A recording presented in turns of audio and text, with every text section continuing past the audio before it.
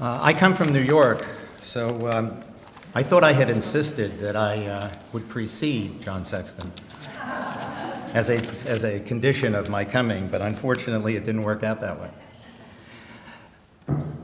Well, good morning, ladies and gentlemen, distinguished guests, students, and faculty. I thank the administration of this great university and the organizers of the Education and Globalization Conference for inviting me to address you today.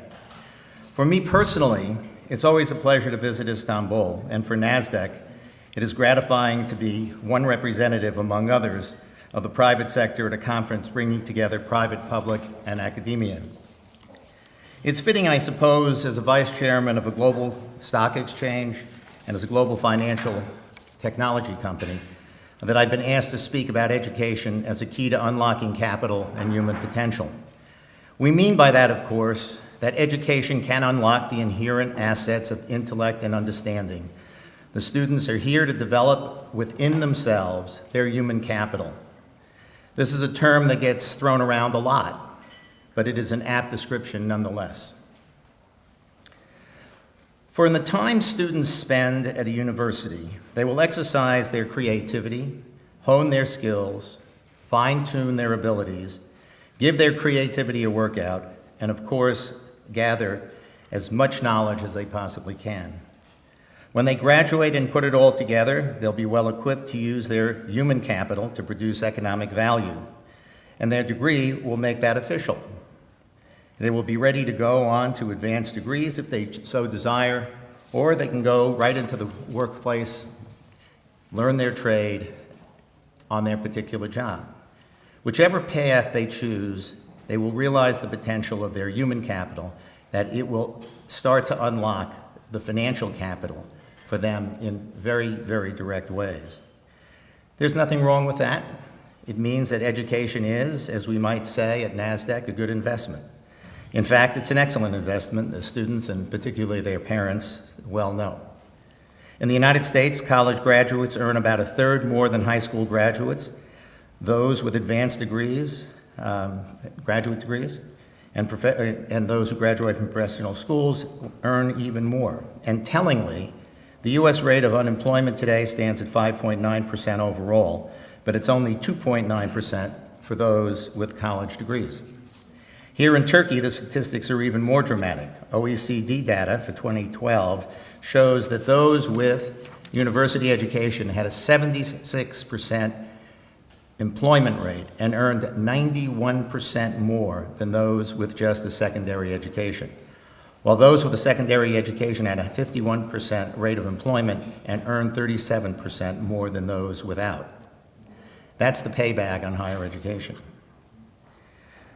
But more than education does, it does more than just helps you with earning money. Around the globe, the better educated live longer, are in better health, experience greater job satisfaction, and enjoy more prestigious employment than the less well-educated. The security and stability their education has brought them seems to unlock their human potential, as well as that, too. That is a very important thing. It's another excellent return on the education investment. But if that is all that education unlocks, then I would submit it isn't much of an education.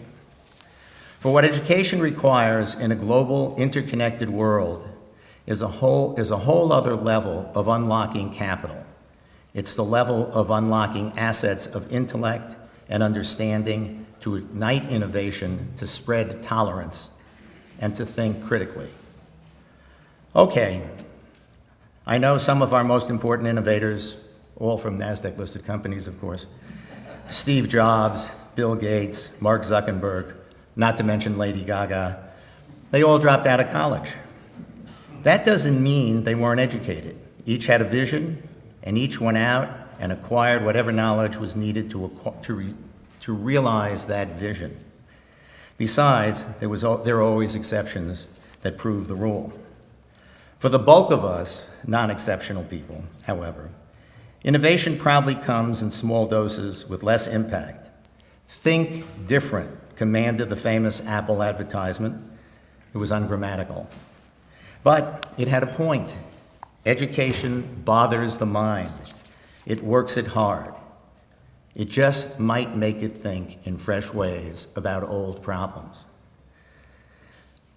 By the same token, education can instill tolerance, and boy, do we need that now. The world is multiform, multidimensional, multilingual, multinational, multi-faith, multi-ethnic, etc., etc. And so closely connected, there is virtually no separation between the people, except for a couple of time zones. The education can broaden our vision and stretch our minds, making us tolerant of the world's multiplicity. And as a glance at the headline shows us, if this world doesn't come together somehow, it may be doomed to fall apart.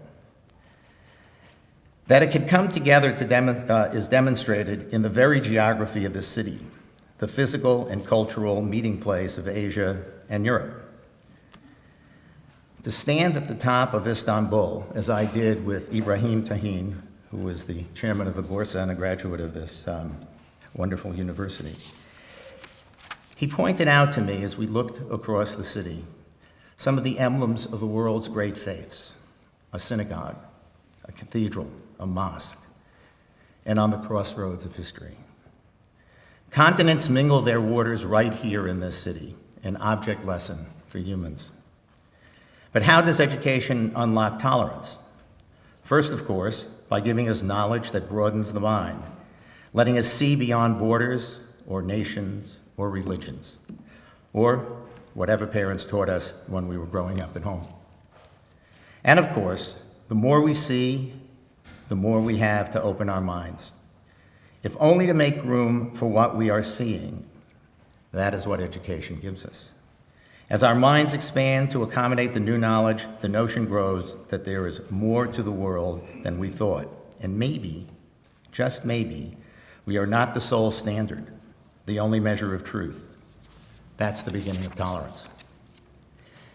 It only works, however, if we receive the more important gift education can give us: the capacity for critical thinking, the ability to observe and analyze, to think and reason before we judge, and God knows, certainly before we act.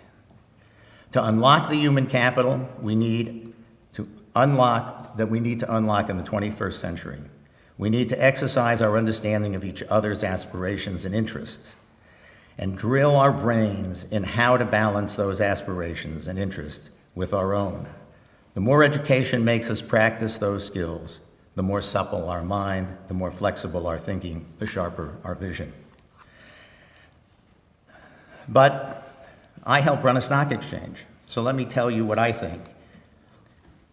It is no stretch to suggest that what education can do for the individual and for the world is not unlike what the capital markets can do for the individual and the world. Both open new paths of opportunity, both the people's interests together and encourage people to look at one another. Both can thus be forces for peacemaking. Both education and the flow of capital lead to better lives for individuals, and by initiating innovation in one case and funding it in the other, both bring about the betterment of the world as a whole. Both stretch the realms of possibility. NASDAQ today operates in 50 countries. We power about 90 different stock exchanges, and that includes all different kinds of markets and clearing institutions. Our workforce is as diverse as the United Nations. Is it any wonder that our foundation awards grants to higher education institutions, China and in other places around the world? In fact, an initiative that I started was to fund a program at the Central European University to provide 3 students a year grants that will enable them to get MBAs and Master's of Finance degrees. And we'll continue to do that, and we continue within our workforce and our locations around the world to have mentoring programs, where candidates for jobs and students from the areas work together with our business leaders and introduce them into the greater business community. Here in Turkey, Borsa Istanbul's program for funding public schools is really one of the great examples of what corporate responsibility should be. It's helped tens of thousands of students achieve education by literally funding the schools. When the Borsa Istanbul was restructured a few years ago by the sale of their real estate, effectively, for lack of a better term, a foundation was set up that has $1 billion that will continue that practice for future generations, which is an extraordinary thing. For both NASDAQ and Borsa Istanbul, these are commitments to the power of education to drive economic growth and job creation, and yes, to stretch and open up more minds. Many years ago, I was offered a very important public policy position, a public administration position by my dear friend, Governor Mario Cuomo of New York, a good friend of John's. It was to run, or it was to build, actually, a new city. It's called Battery Park City, next to Manhattan. It had been started by Governor Rockefeller, but had faltered during the fiscal crisis in New York, and Governor Cuomo was tasked with making it work. So I had just left government. I had been the state's chief labor negotiator for a number of years, and I literally was there for 6 months when I got the call and said, "You know, you're bored." I said, "Yes, but I'm making a lot more money." He said, "Yeah, that's not what turns you on." He said, "I want you to run Battery Park City." I said, "What? I don't know anything about doing real estate." He said, "Well, you have 3 assets." He said, "First, you're a good negotiator. It's all about negotiations."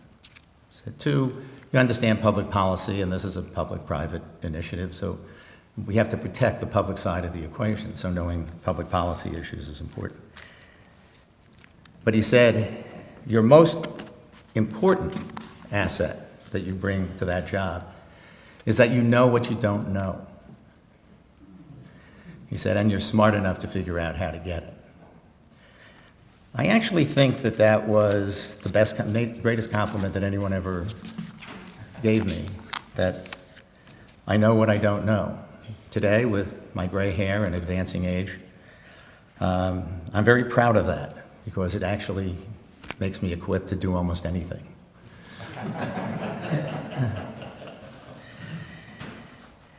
Well, the English word educate comes from a Latin word meaning to lead out. I'm told that the word was also used to describe taking a ship out of the harbor into the open sea to start its journey. I love that image. Educate a person and you take him or her out of a safe harbor into a sea of exciting and potential risky possibilities. Unlock his or her assets of intellect and understanding, and you give human potential a bigger chance to make a difference and a wider sphere in which to do it. Capital flows in that sphere as well. Like the mind, it knows no boundaries. Thank you.